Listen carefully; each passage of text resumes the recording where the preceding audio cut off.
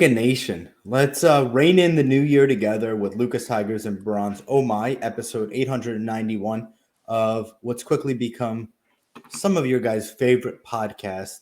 And if not your favorite, we're on a short list, and we really, really appreciate all the kind words that you guys have sent us. Thank you for all of you guys wishing me a happy birthday, wishing me to feel better. So we're really building an amazing community, and wanted to thank you guys for being a part of the journey with us. Today's show, you guys know, is the PWCC weekly auction, where I tried to limit it to 3 cards. I wanted to have 3 cards, short, succinct, to the point that you guys could take a look at. But there's so many amazing cards in this week's auction. I had to up it to 9. So you're about to get your value's worth. But I wanted to start with, we quote Buffett a lot here, and I think we do that because, for better or worse, his investing strategies have sort of stood the test of time. And with so much noise in today's world, I think what we want is a little bit more certainty, a little more tried and true practices. And one thing he always said was, investing, unlike baseball, you don't have a set amount of strikes. You can wait until the perfect pitch is in your strike zone for you to swing. Now, I wanted to ask you, Cage, right? If you kind of use that metaphor to apply it to these weekly auctions, there's basketball cards, there's soccer cards, there's cards from the 1910 to there's cards, post World War II, there's ultra modern. So there's the entire gamut, right? In all different sports. There's wax, they have coins now, there's game worn memorabilia. Just asking you, Cage, it's sort of a 2-part question. When do you decide to swing outside of your strike zone, if you do?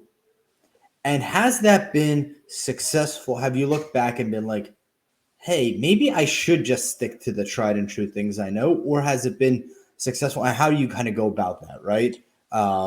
Any thoughts on that? Yeah, I mean, I think it's a great question, and it's a good one as, you turn the page on the calendar, right? As the markets change, depending upon where you sit in the hobby, you might be more willing to go outside of the strike zone, to look for a gain, to look for a win, to look for something you think is undervalued, even though it might not be your bailiwick. Obviously, I like vintage baseball, but I have bought modern, I have flipped cards, I've done all kinds of stuff. And in 2022, I see the market going down, and I say swing out of my comfort zone. There's like a heat map, right, out of the red, right, where you into areas because I thought that something was going to be a bottom, or I thought this was a buy, and I'm buying it at a low, and I'm going to be able to turn around and sell it for more, which of course is an interesting way of looking at it. And I've done it several times here, and I've done it, so let's give a couple of examples, right? So I bought, let's say I bought some LeBrons, I bought some Peyton Mannings, and I bought a Shaquille O'Neal. Okay.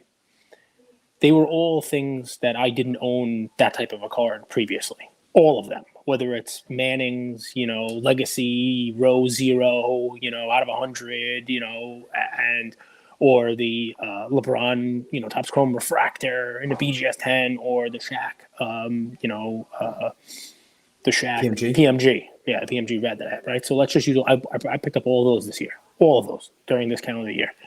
And what's funny is, I would say the Shaq, because of my collecting background and what I did, is more in my heat map, even though the type of card is not.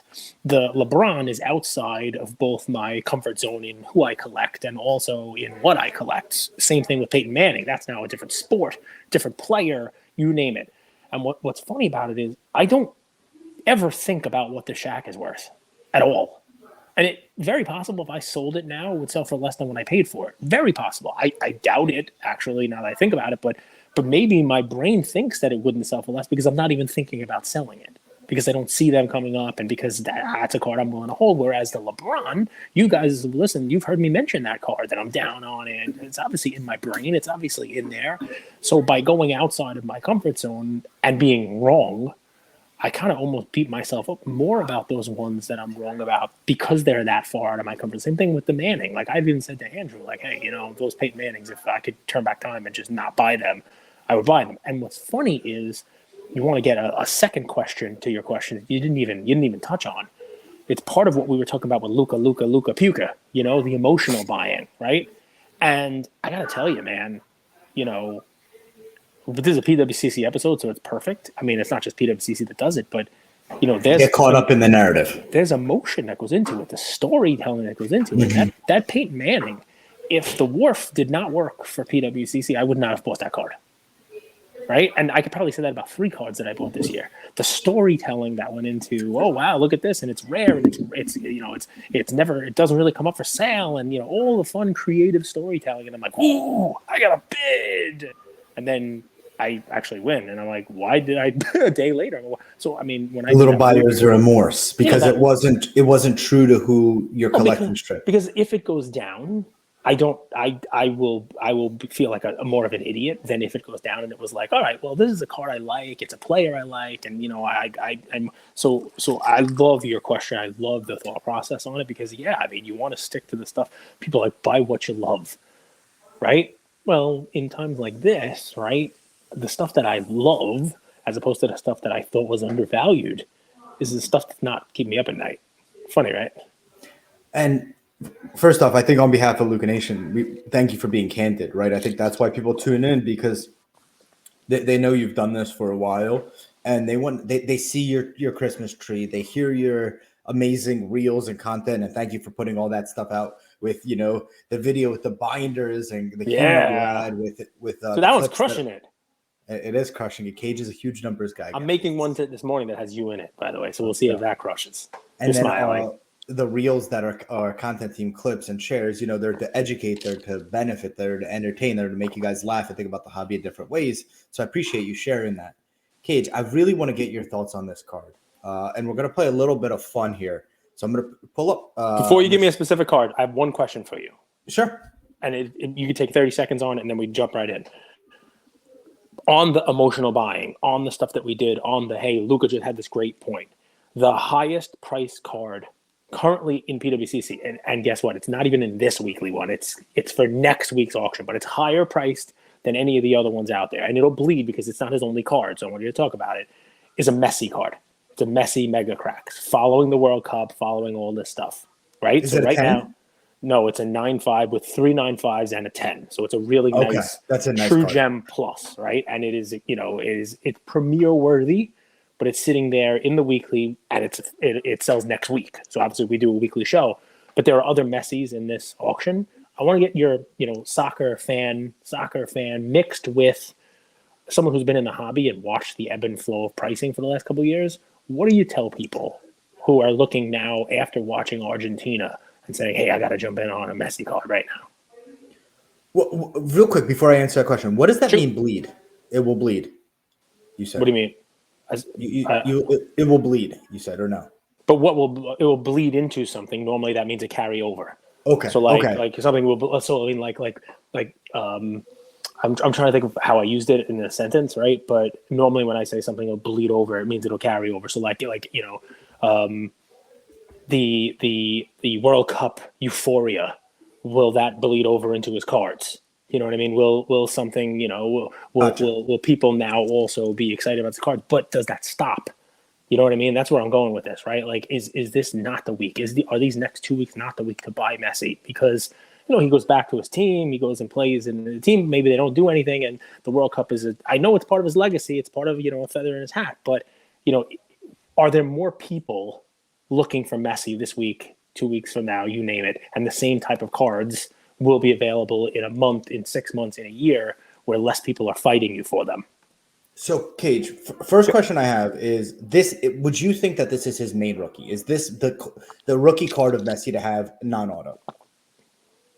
I don't honestly, possibly. I don't know the answer to that because I'm just not as well versed in soccer. Yes, this is the one that gets held out as the card for him.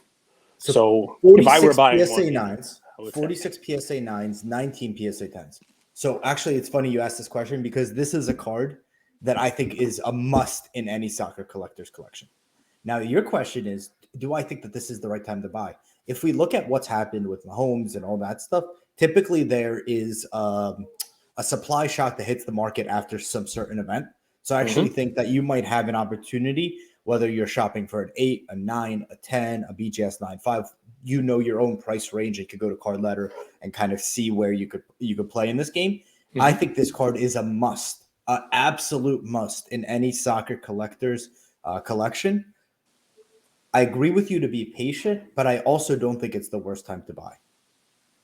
Okay. I think we try to time the bottom oftentimes, or try to get in at the best time, but I think it's a combination of getting in at the right time versus getting the card with the grade, especially with this one, the subgrades that you want. I don't know how many, Gem Mint pluses there are. This is a beautiful copy, a 10 surface, 9 5s all across the board. I don't know how often these come up.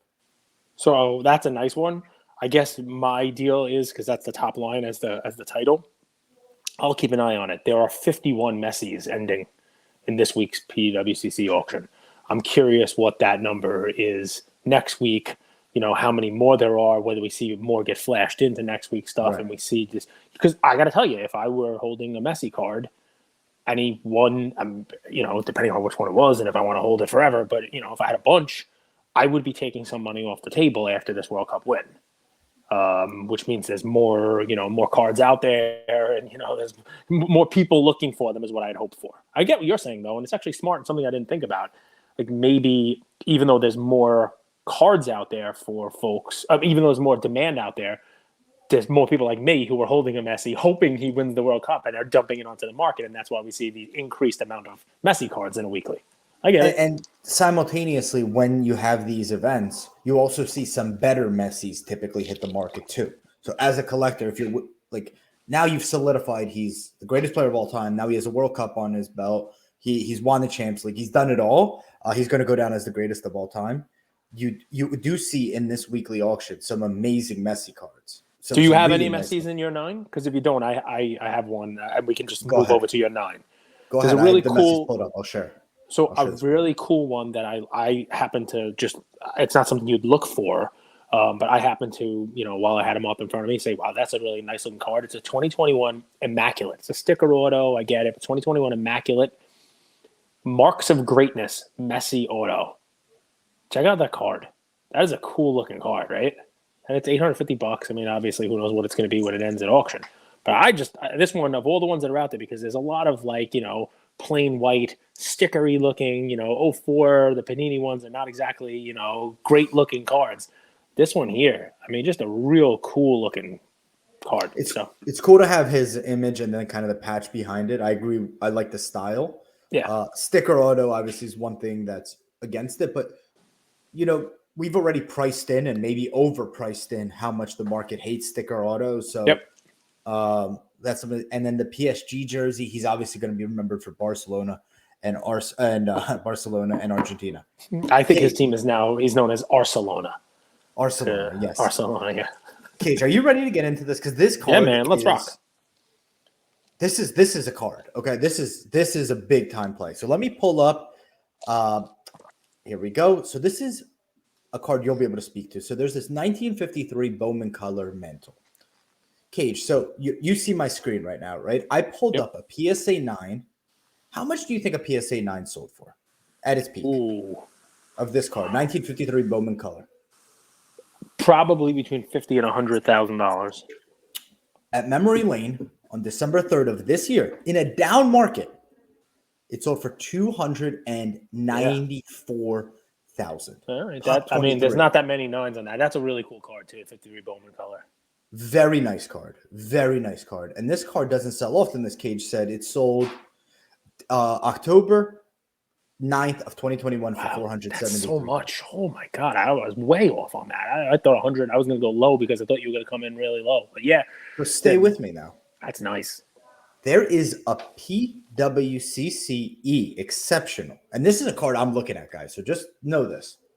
This card sold in 2019 for $7,800. So before this whole run-up, it's being rerun today. Right now, the current bid is $92.50. Look at this card, and I'm going to pull. Oh, you can't see this screen. Let me share this tab instead. Okay. So do you see it right now? The SGC8. Yeah.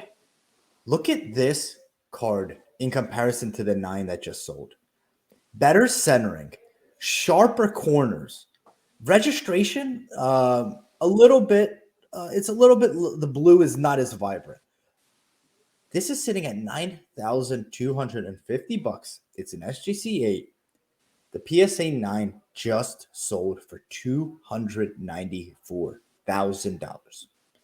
This is a card I would take a look at. The eye appeal on this card is just, remember they used to in the 90s say, that's a nasty? Remember that? Mm-hmm. Yeah. This card is nasty. So pick the card up again for a second. Pull up that SGCA, and let me give you kind of a, everybody wants to talk about store value, bubbles, you name it, in vintage, and why is vintage what it is. And we had a whole segment, guys. Check yesterday's episode. I think I did a good job of answering that.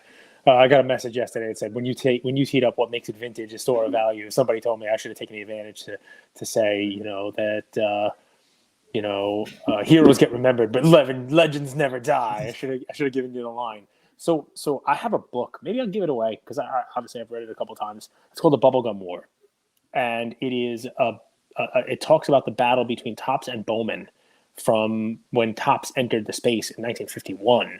And Bowman obviously was there already making black and white cards. They were two different companies.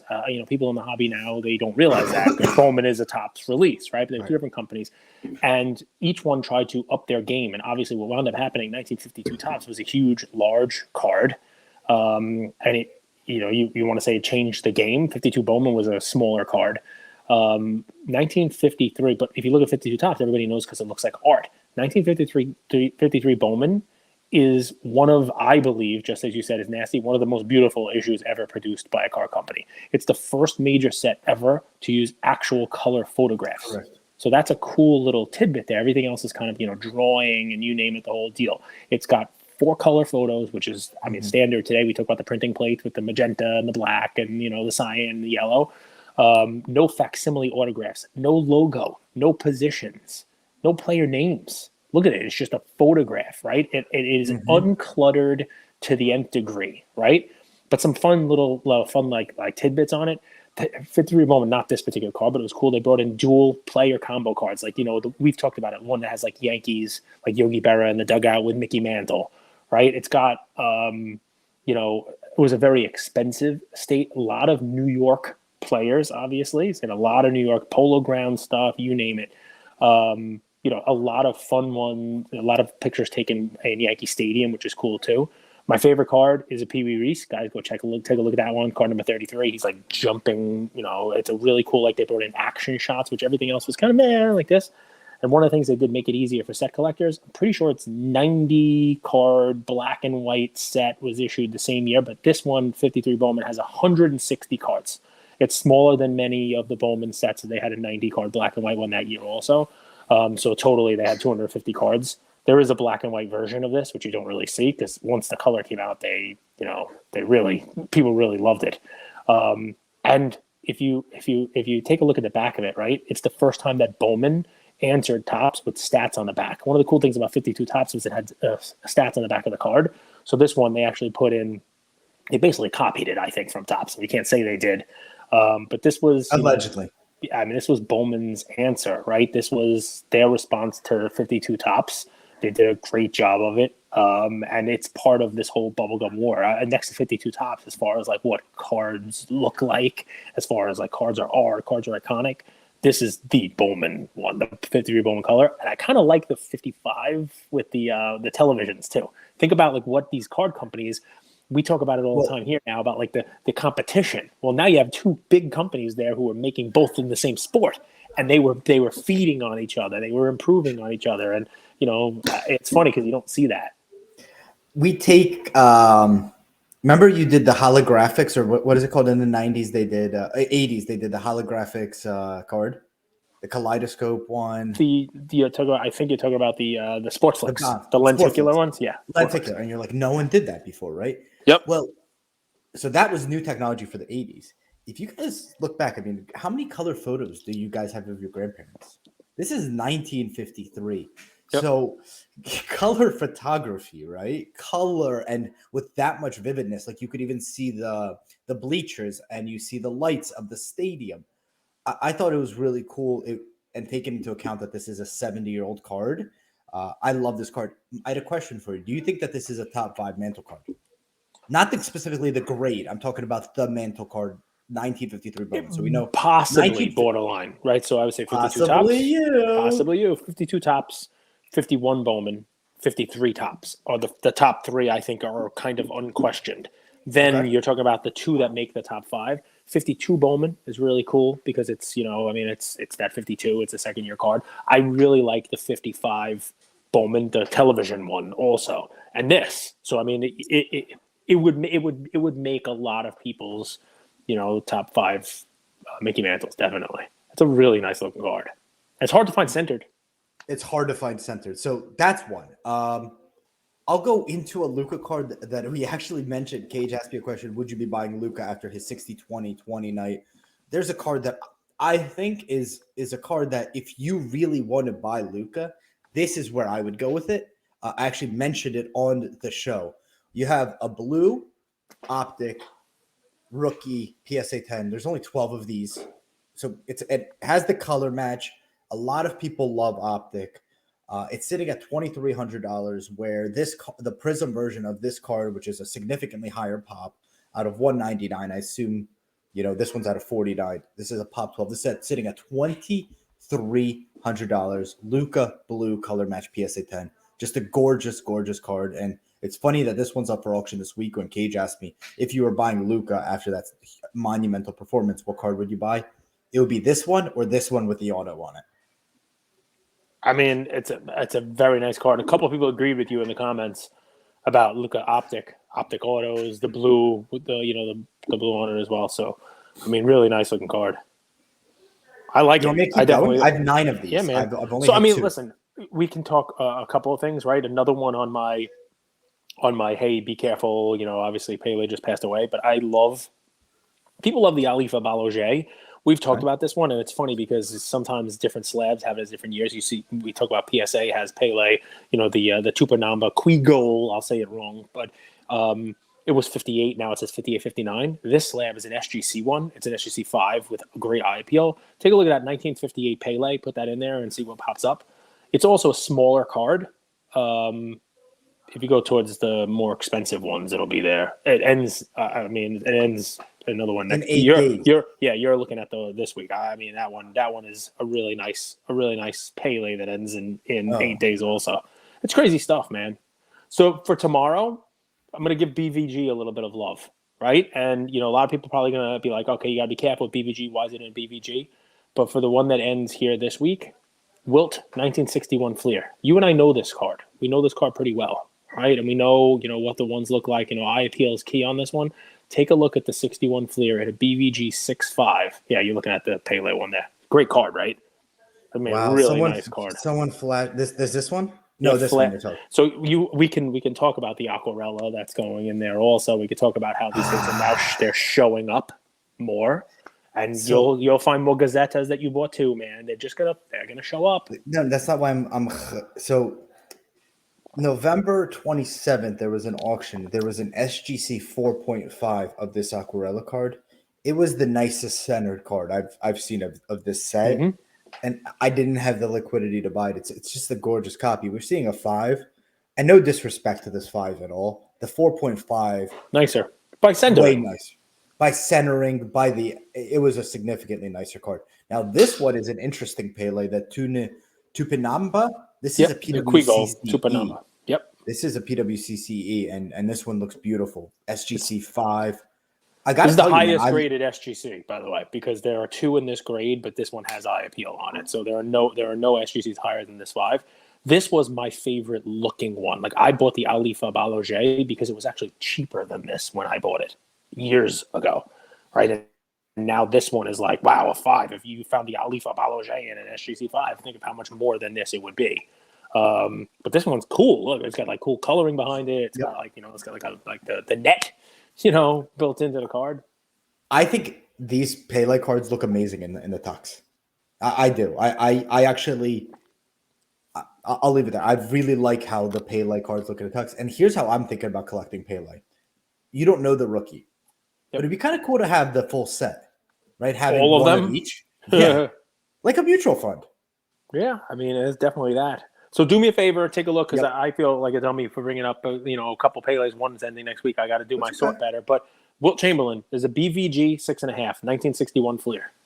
Take a look at this card. Again, you and I know this card pretty well. We know it very well. I'm pulling it up. Give me a second, my Take a friend. sec. So this one here, guys, it's at 62.50 current bid. Who knows when it'll be at? So it's getting bid up there because people are looking at it. It has a PWCC eye appeal rating top 30%. It's at a BVG 6.5. This is Wilt's rookie 1961. Look at that card. I looked at this card earlier in the week. I don't agree with the eye appeal. I've seen this card quite a bit, and I think for you to give the eye appeal that you've given it, the corners can't be this soft. That's my personal opinion. The centering, it's a 6.5 though.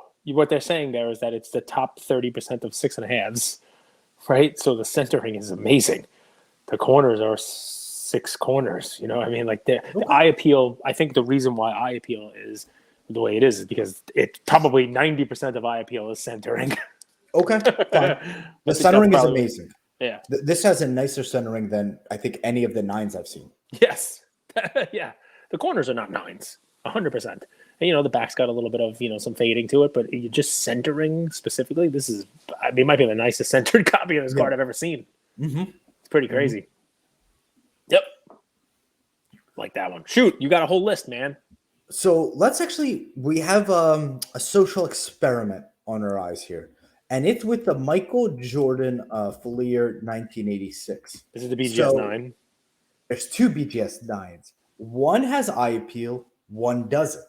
The one that actually doesn't have eye appeal, Cage, looks nicer but has worse subgrades. So you're going to watch this play out. I'll pull up my screen and I'll show you guys both of them, and we'll dig in just a second here. But this is going to be fun to see, and I don't know where these are going to end. So you have side by side, right? So you have the PWCC eye appeal, PWCC A eye appeal, but the surface on this one is an 8.5. However, the one that didn't get an eye appeal rating actually has a surface grade of 9.5. The one with the surface grade of 9.5 is sitting at 7,500. The one that's PWCC A is sitting at 7,000. So is it going to be subgrades that take precedent or eye appeal? We will find out. I think it's very interesting. That's interesting. Yeah. That's a fun one. That really is. So do your own research. Jump on. It's just the standard Jordan Fleer in a BGS 9. There's 2 of them side by side, ending tomorrow. Take a look. That's a cool one because it does show you. Obviously, the one with the eye appeal has a lower surface grade, which unless it's something really glaring on the surface that you can see, it's not gonna impact quote unquote eye appeal. 2022 was the year of eye appeal. What's 2023 going to be the year of? According to you, it's anger. Blue prisms. And here, I'll pull these up for you guys. So you have 3 of these to choose from. And this will be fun to watch. So you have the Luca Blue. You have the color match with the BGS 9.5, subgrade 9, so min gem. That's sitting at 7,700. You have Zion with amazing subgrades. The Zion Blue Prism. Some could argue it's a color match with the dark blue jersey. I don't know if that's fair to say. But you have 2. It's also BGS 9.5, but you have 2 10s. And then you have a Ja Blue Prism. Also, you could maybe argue color match with it's a min gem.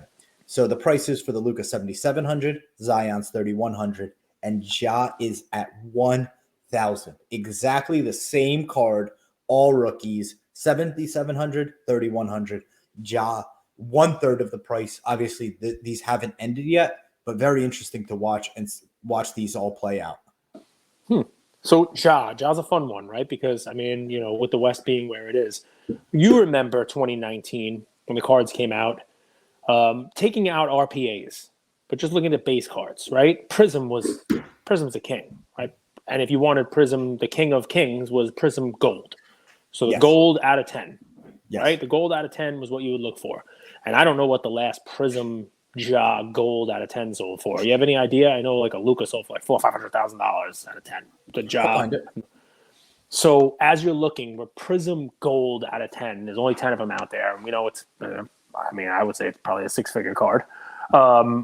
If you remember the 2019 year, right behind Prism, what was the next release for not RPAs, not next in time, but the next level below it? Select.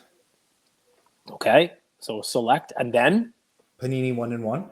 Oh, you love 1-in-1, but no. So 1-in-1's different. I'm just talking about wide release. So how about Mosaic? when Mosaic came Oh, out on its yuck. own.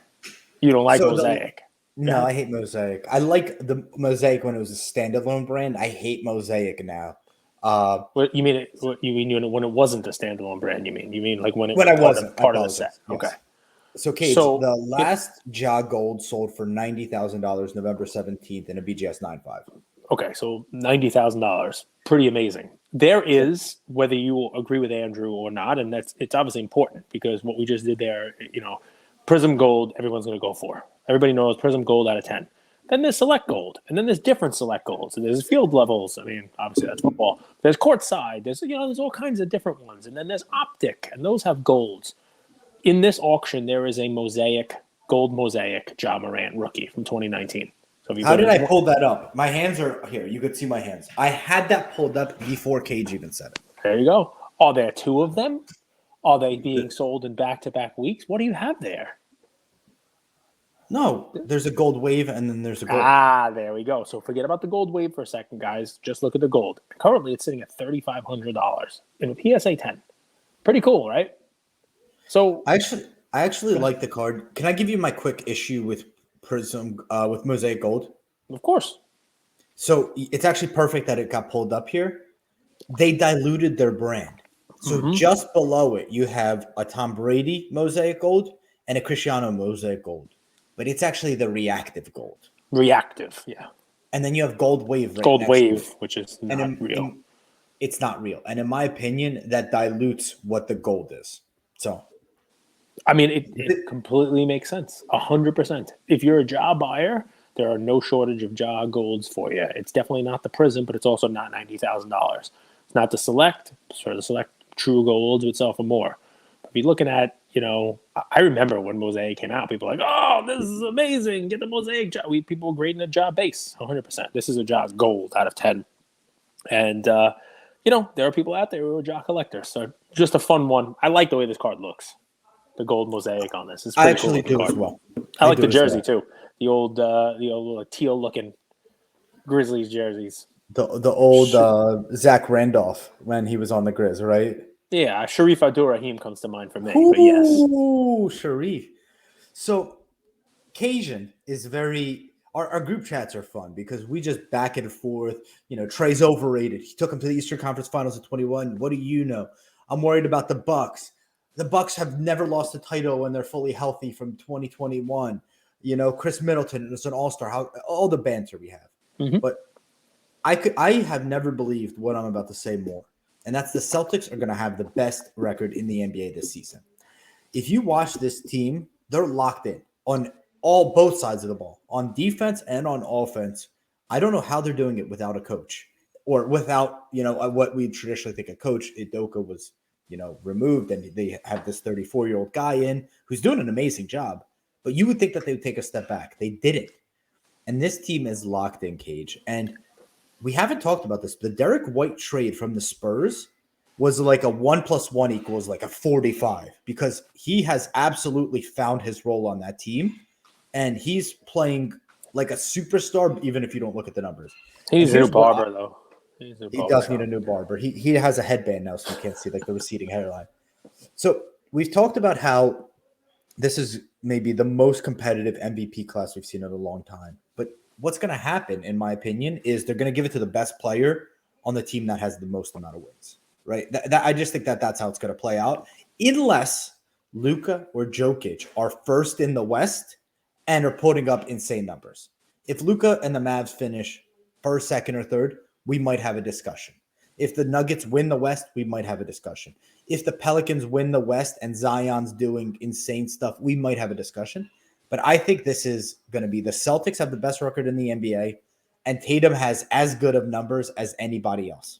And to me, Tatum's going to be the MVP this season. I just see this coming, and I don't see very much that can derail this. If you believe what I believe, and you don't want to bet on Tatum to win MVP, there are quite a few nice, low-pop, rookie, high-grade Tatums in this weekly auction. And this is coming from a Sixers fan, guys. I have no vested interest in Tatum. There are rivals. We passed on Tatum for Markelle Fultz. So If I was in Las Vegas right now, I'd be sprinkling some money on LeBron winning the MVP. You're joking me. I'm not joking. I didn't say it's going to happen, but sometimes people bet long shots. But the dude scored 47 yesterday. He basically, scored 30 something. I mean, he had one game where he scored 27, but 30 something points a game. He's basically putting up 30 something point triple doubles. His team will finish somewhere where Luka's team finishes. He'll have numbers similar to what Luka's team will finish. The West has got pretty parity, and they got to give him. They give him like a career achievement award. Erroneous. No way they're going to finish with Luka's record. They're not. Well, listen. Let me ask you something. Does LeBron make his teammates better? Okay, don't answer. It's just LeBron I just is like that pothole that you ride your bike over and you flip it over every day, and you're like, "Fuck, man, I forgot completely. I didn't know it was there." No, here's my thing on LeBron. First off, have you seen LeBron's stats on his birthday? He has the best performances on his birthday in history. You saw those stats? Yeah, dude, LeBron is insane. He's amazing. When we talk about LeBron, we have to contextualize it. We compare him to greats. He's obviously incredible. He's the most athletic guy on the court almost every game, and he's 38. Oh, and by the way, he's done that for 20 years. There you go. Most people's issue with LeBron is that he changed teams, that he took the easy route, and he's done that time and time again. And now no one feels bad for him because once again he took the easy route to go to LA. Once again he said, "This is who I want on my team," and it's not working. And but he won a championship in his first year. What do you mean it's not working? Shut up. I mean, he won a championship everywhere he went. He won a Mickey Mouse championship. And then when the team doesn't work as he constructed it, he wants out. It doesn't sit well with people. It's not that LeBron isn't a fantastic player. He is. He's so talented and so good. It's that we're frustrated that he's taken the easy way out time and time again. Yeah, and I mean, I would be sorry. I'm going on a rant here. This is what I asked for. I mean, this is why I bring up LeBron. They always peddle this narrative, whether it's the media or the fans or both, that he's never had any help and he's had to go up against super teams. But the reality is, if we're going to just disrespect Chris Bosh, Ray Allen, Dwayne Wade, if we're going to disrespect Kevin Love and Kyrie, if we're going to disrespect Anthony Davis and Russ Westbrook, I don't know. I don't think that's fair. I don't think that that's fair because all of those players that I just mentioned, LeBron's played with them, and they're all incredible players. So just being like, oh my God, he played against the Warriors who were stacked and he had no one is preposterous. He had Kevin Love and Kyrie. Those are good players. Kyrie's fantastic. Fantastic. How many Kyrie cards do you have? Don't answer. That's the dumbest fucking way to put it. So I have it's a show about cards. Every once in a while, we got to bring it back to the cards. I know Kyrie's not cardboard relevant because of his antics, which kind of polarized the audience. But dude, as a player, he's so good. But LeBron's not cardboard relevant. People don't like LeBron, what you're talking about, because he switched teams and because of all the narrative. But to me, what I was saying, I love you going off on your tangents, is I'm going if I were in Vegas, I'd sprinkle a little money on him. Not that he's he's chalk on this. Obviously, Tatum is probably more favored than him. Obviously, Jokic is more favored than him, and Luka is. But in an open field like this, and LeBron's a 15-1 shot on the MVP or 12-1 or whatever it might be, and nobody comes as wow, he's awesome, he's great. And LeBron finishes, a 38-year-old season, averaging over 30 points, nearly a triple-double. They might give it to him as like a lifetime achievement award because it's the last time they'll be able to give it to him. That's all I'm saying. Kyrie's a great player and, there's a lot of narrative about it, but MVP doesn't really, it's what he's doing this year, not what he's done previously. And what he's doing for the last, stretch here, 10% of the season, it's as good as what anybody's done. I've heard crazier takes. Sell your Jalen Hurts. Giannis is never going to win. And every single one of those has been correct. Giannis's cards have come down tremendously since I punched myself in the head with that one. Jalen Hurts' cards have come down. Aaron Judge's cards have come down. John Morant's cards have come down after I whispered to sell John Morant in the playoffs last year. You have the Michael Burry of the hobby. This guy shorts the market and makes millions. But I'm not. This is not shorting the market. This is an MVP play where you can potentially get a 10-1. I don't even know what his odds are. So a quick pivot. All right. An interesting thing. One of the things we'll look at is World Cup and its impact on soccer and supply. And I talked about Messi having 51 cards in this week's auction. Mbappe has 32, and I want to talk about those in a second. Do you want to know how many Haaland has? Just take a guess. Not a ton. So we went from 51 Messi, 32 Mbappe. How many Haaland? I will say 0 over 1,000. Zero. Yeah. There's 5 total cards, and I don't think there's any of them. There's one of them over 100, right? Which, for someone who's watched this market for a long time, this is the I've not seen an auction not have the sticker rookie in it or a high end Haaland in a long time. So this is very. So rare. let me throw a fun one out there just to tell you how far we've been in the hobby. Mbappe, there is. Don't look. But there is an SGC 10 Mbappe and an SGC and a PSA 10 Mbappe, the Prism World Cup base card. I don't know what they'll end at, guys, and I don't know what these are selling for. But these caught my eye for a reason. There was a time where I graded a bunch of these, and I got a $50 upcharge for 9s and a $100 upcharge for 10s. Do you want to take a guess now? Again, it's an auction. There's less than a day left here. How much the PSA 10 Mbappe Prism base World Cup is at right now? Well, I already looked. I apologize. All right, so the okay. SGC 10 is 62. The PSA 10 is 68. It's $68. I don't know what they sell for. I don't know what that'll end at, but I was upcharged $100 for that card. For 50 for a 9. A $50 upcharge for a 9 and a $100 upcharge for the 10. I'm pretty sure at the time, first of all, I never got the price because by the time it was shipped back to me after the upcharge, it already had peaked and fell. But I'm pretty sure the 9s were getting up close to $1,000. I don't even remember. Between $500 and $1,000 for a PSA 9 of this card. Now this 10 is at $68. What does that tell you? It tells me it's a penny stock, and I never expected to even sniff that price ever again. That price was because of a supply shock. There wasn't enough supply to meet the demand of the market for a short period of time. And then when the cards started getting graded and released, the price did what the price does. At the same time, this would make for like a great like holiday gift to someone. Yes. Yeah, that's what it is. That card becomes something that's more of like a, hey, buy this and put it in a stocking or something like that. Yeah, holiday gift. I like it. Next, what else you got? But I don't see sniffing. Like I never see a 9 to hitting 1,000 of this card. Yeah. But all right. What's your next one? Well, I think we hit them all. Get out of here! You said one 9 more. cards. There's no way you did 9 cards. Well, I intertwine this in my conversation. So here's the last one. I want to actually hear your take on this. It's the Mike Trout Heritage Minor League card, but it's a black BGS 10 black label. One that I'm actually looking at and bidding.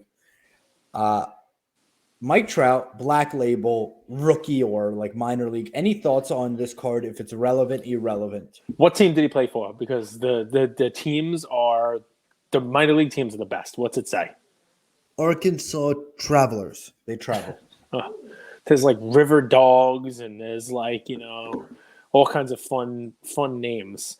I mean, I'm not a minor league collector. This is a cool card. It's black label. It's pretty cool. Yep. I don't know how many of these are out there. I don't know where they came from. I'd have to check the pop report on it, but I don't own a black label from Beckett. So that alone, having a Trout rookie or pre-rookie and a black label card is pretty sick. You guys could go this way with it. So I was at the Dallas show and I sat next to a guy who actually sold Mike Trout a card. Mm-hmm. Mike Trout's a huge collector. Mike Trout talks to other players about being collectors and specifically how he collects to pass these cards on to his kids. Is how this guy said it. This is kind of a cool card to see if Trout would want in his collection. Interesting. All right, so a couple ones you could pull them up for me if you like. Just a couple like headliner type cards for me in this auction that tell a story of the last couple of years, and who knows where they're going to go. These are just fun ones to look at. I'd love to take a look at like the the pricing data on these. But one, we talked about this with Mark Mader. The 1991 Topps Desert Shield Chipper Jones in a PSA 10. There's one in here. There's not a lot of these out there. We talked about how many of them were made. We talked about how many of them are out there. And, I know this card has sold for, more than $10,000 in the last couple of years in this run up. I don't know what the peak was on this card, but I know it's currently sitting at $4,500 in the auction.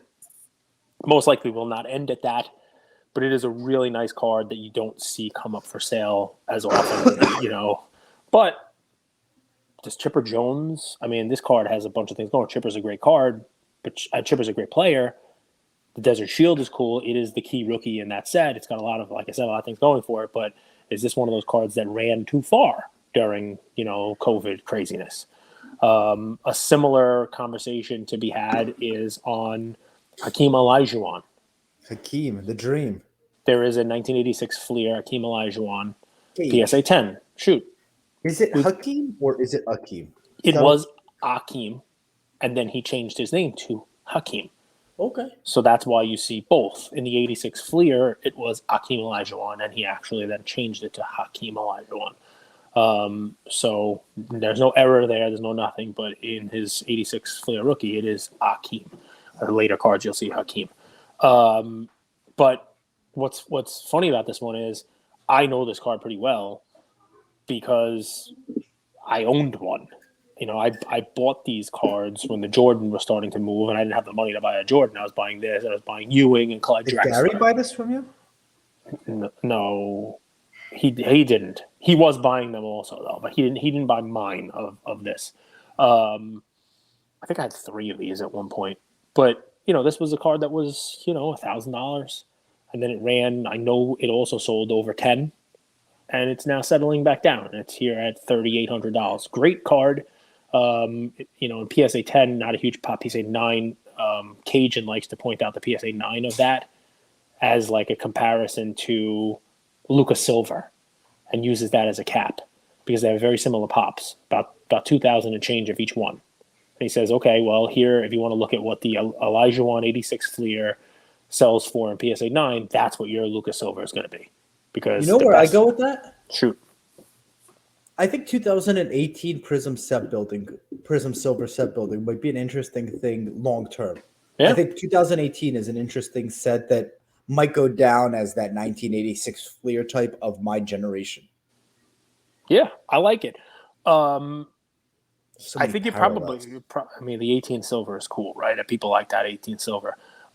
Sneaky under the radar, a couple of rookies of guys who are, top basketball players, but they fall into kind of like, are they the best ones? Are they the ones you want? Specifically 09, the Panini Certified Mirror Emerald version of Steph Curry RPA out of 5 and a BGS 9. Interesting card. It's not a Steph that everyone chases, but it's interesting to see a Steph RPA 3-color patch sitting below $5,000 right now. I don't know what it'll end up at, but a really cool looking card.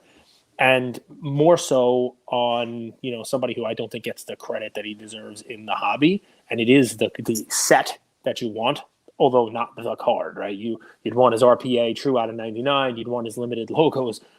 There is a 2003 exquisite collection, Noble nameplates, Dwayne Wade RPA out of 25. It's a lot there, all right? Exquisite Noble nameplates. There it is. Gorgeous card. None higher than this BGS 9 and the BGS Pop. Really nice looking card. Obviously, it's 03. It's exquisite. He has better 03 exquisite RPAs. But you just talked about Dwayne Wade. Obviously a great player. It doesn't get enough credit for what happened with the Heat, in their championships. But that's a cool card. And it's one of those that probably was selling for way more during the run-up and has come down, with everything else. Wade, this is the only way, in my opinion, to play Wade. You need to give him 10 years. You need to give his cards 10 years. It's very much a long-term play. There you go. Just a couple of ones that I know were, they were at a point, rode up, and now, you don't see them all the time, and they're coming available now for prices that may be backing down into other people's price range who missed them during the run-up. Luka Nation, 50 minutes. That was a firing on all cylinders type of episode. You got your value worth. I mean, we did the mantle in the beginning. Compared, the 9 just sold for $290,000. You have an SGC 8. That's a gorgeous copy sitting at $10K. We did the blue Prism, Luka, Zion. My take on Tatum. We gave you the 2 Jordan Fleers. One's eye appeal. One has better subgrades. really a tremendous amount of value in this episode. One last question, Cage, since I saw this on my list and I didn't bring it up. So remember you opened up the 2021 Metal Universe? Yeah. So this card just got graded. It's a pop 1. It's a molten card. What's interesting about this, Cage, here, I'll pull it up for you, is these were unlicensed. But because of the way this card's made, you actually don't see that it's unlicensed because there's just a portrait of his face. Yep. So you have a pop 1 Michael Jordan PSA 10. Yep. Sitting at $725. Yep. Any thoughts on this card? You know, I think it's pretty cool looking of who I believe is the greatest player. So I'll tell you, there were a lot of different inserts in this. The cut aboves, this platinum portraits. There are PMGs like crazy in different colors, and it wasn't just green and red. There were like pinks, and there were different versions of them. And there's a throwback version. There was like almost too much to chase in this set. That said, I remember watching the secondary sales. I didn't see too many of those. The platinum portraits, which is what that one is. There weren't a lot of them available. This could go down as a potential buy if it turns out that the print run on them was only like 50. You know what I mean? And there's none of them out there. And even though it's not numbered, they're really rare. And Jordan collectors are going to want to have it to match up with the other one they have. The flip side is they make a lot of this stuff. I saw blasters in Target, you know what I mean? And who knows how many of these things are out there. And if there's hundreds of them and they grade, it's a difficult one to gauge until we have some kind of like price discovery and, more of them. And this is the first one to market. It's one of those where, okay, let's say there's 50 in the set. Is it going to stay a pop 1? No. Is it going to be a pop 50? No. But it might be a pop 5. Right. I mean, it could be a steal, but it could also be, not, when all of it shakes out. So difficult. This is one of those, don't get in a competitive bid in extended.